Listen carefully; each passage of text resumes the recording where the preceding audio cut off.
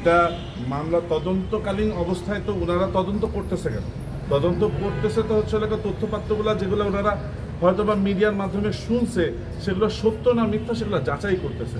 But এগুলোর জন্য তো এখনো ওনারা আপনাদেরকে কি বলছে যে ওনারা তথ্য পেয়ে গেছে এবং আই এম অ্যাকিউজ।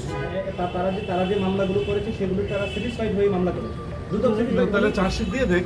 আমাকে তো এখনো ডাকে নাই, আমাকে এখনো আত্মপক্ষ সমর্থনের জন্য আমাকে এখনো অফিসিয়ালি তারা কল করে।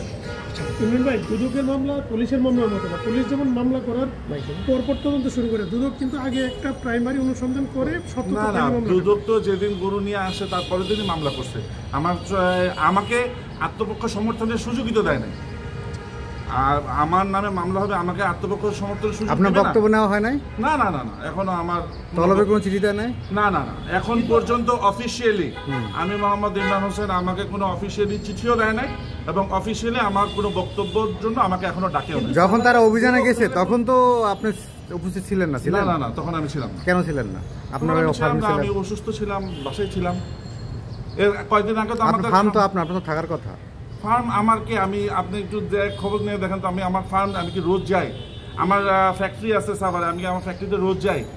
আমরা সবাইকে আপনাদের চ্যানেলের মালিক না, অভিযান তো একদিন চালায় না, 3-4 দিন চালাইছে, সেটা বললাম। আপনাদের না 2 দিন চালাইছে। 2 দিন? হ্যাঁ।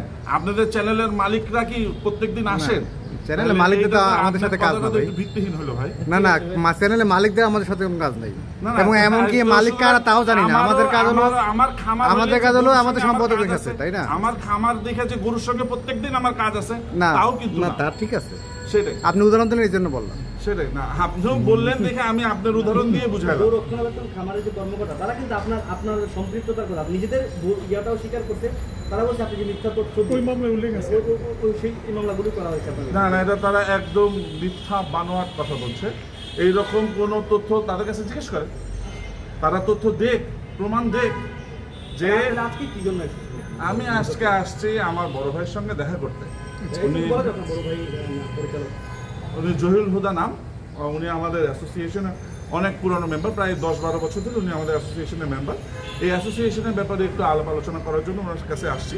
বাট আমাকে ঠিক দুদক তো আপনার ইনভেস্টিগেশনগুলো করছে, ঠিক আপনি তো বলা যায় যে আপনি দুদকের কাছে এখন আসান, যেহেতু মামলা করেছে, আসাটা ঠিক কতটুকু যৌক্তিক? না, এই জায়গায় অযৌক্তিক কিছু নাই তো, কারণ আমি তো আসলে আমার আয়ুর কাছে আসি নাই কিংবা আমার সংশ্লিষ্ট কর্তৃপক্ষের আসি নাই। আমার একজন ভাই, বড় ভাই, উনি এই জায়গায় চাকরি করেন, আমি ওনার বড় ভাইয়ের সঙ্গে দেখা করতে আসছি।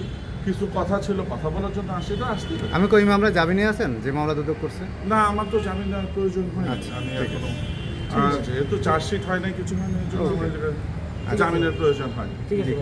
থ্যাংক ইউ ভাই, থ্যাংক ইউ।